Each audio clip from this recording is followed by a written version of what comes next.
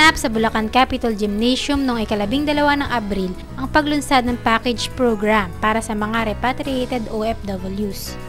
Yung aming job fair ngayon ay isang programa na handog ng pamahalaang palalawigan para po sa ating mga kalalawigan na repatriated OFW mula po sa Libya, upang sila po ay muling mabigyan ng pagkakataon na mabigyan po natin ng trabaho. Sa araw po ito, nagkaroon po tayo ng job referral na kung saan ang nandito po ay 77 local companies at 12 overseas. Itong programa ng BIGOV napakaganda para sa mga OFW, lalo-lalo na sa mga galing Libya. Siguro naman kung kami makakita ng ma-applyan dito, baka magkaroon kami ng magandang pagkakataon na makapag-apply pa ulit. Kaalinsabay ng nasabing programa ang Jobs Fair na dinaluhan ng mga Bulakenyong fresh graduate. Mas malaking opportunity yung binigay ng pamahalaan natin. Maganda tong project na to para magkaroon agad ng trabaho yung mga bagong graduate. Kasama sa package program ang PhilJobNet, isang online job matching system na makatutulong mapabilis ang paghanap ng trabaho ng mga Bulakenyo. All of payment, Bulacan po natin sa lahat po ng peso sa buong Pilipinas. Nais po natin pagkalooban ang ating mga kababayan ng isang mahusay na pamamahala. We always believe that no amount of political grandstanding can supersede good governance. Ang pagkakaroon ng peace in order, napakalaga po nito. Or rather, we put everything in order so that there will be peace and then development will follow.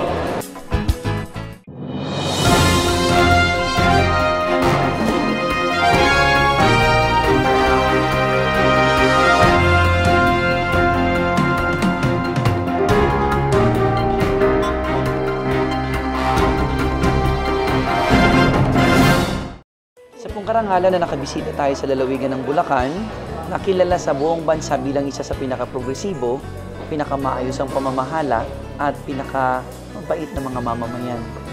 Resulta ng pagpapatupad ng amnestiya sa buwis o tax amnesty sa lalawigan ng Bulacan, ang Provincial Government of Oriental Mindoro ay personal na nagtungo sa Kapitolyo noong ika-8 ng Abril upang masaksihan at maintindihang mabuti ang bunga ng amnestiya at maipatupad ito sa kanilang bayan.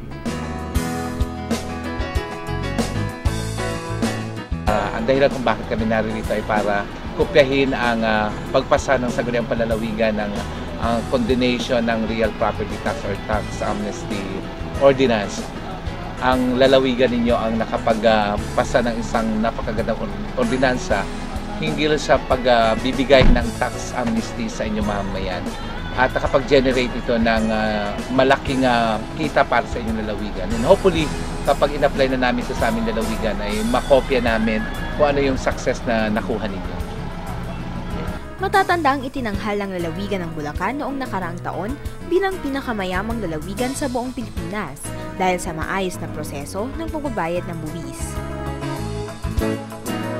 Nabasa ko sa isang pahayagan yung tax amnesty program ng Province of Bulacan na kung saan nag-open yung provincial government ng tax amnesty na I think nag-benefit ng daan-daan libong mga mamamayan at the same time, kumita ang pamahalaang panlalawigan out of that. So, from that time on, inisip ko na ipasyal yung Sangguniang Panlalawigan ng Silangang Mindoro dito sa probinsya upang personal naming marinig sa Sangguniang Panlalawigan ano yung ginawa nilang proseso sa pagsasabatas ng tax amnesty and at the same time, makapanayam natin yung executive sa pamamagitan ni Governor Alvarado at saka ni Treasurer, paano naman yung ginawang proseso ng pagkukulay? Kasi it's not only taxation.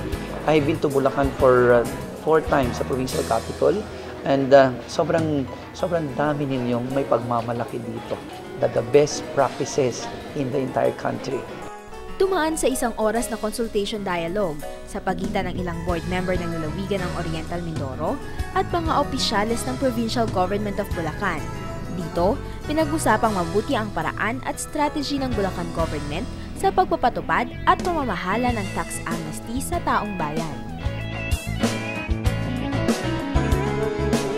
It's not enough na yung Sangguniang Panlalawigan ay mayroong legislation. the success of all these legislative measures will also depend on the quality of implementation by the executive. And we believe that with the kind of yung pagpupurso ni Governor at saka ng Provincial Treasury nyo, hopefully, magiging ganito din yung effect sa province of Oriental Mindoro. Matapos ang dialogo, ipinasyal ng Bulacan Tourism sa iba't ibang tourist spots, gaya ng Baraswing Church ang mga delegado mula sa nasabing lalawigan. Mapalad po kami mga taga-lalawigan ng Silangang Mindoro, Oriental Mindoro, sapagkat nabigyan kami ng pagkakataong mabisita ang inyong natatanging lalawigan. Labis kami namangha sapagkat napakaunlad ng inyong lalawigan. Malaking dihamak ang lalawigan ng Silangang Mindoro, pero maihambing ko na mas maunlad ang inyong lalawigan. Ay nandun yung pagmamalaki na ang lalawigan ng Bulacan ay patuloy na nagiging puntahan at daan ng mga programa ng iba't ibang lalawigan para sa kanilang good governance. Bilang isang bahagi ng panlalawigan ng Bulacan, nandun yung pride and honor na talagang kinikilala ang ating lalawigan ng iba't ibang mga lalawigan.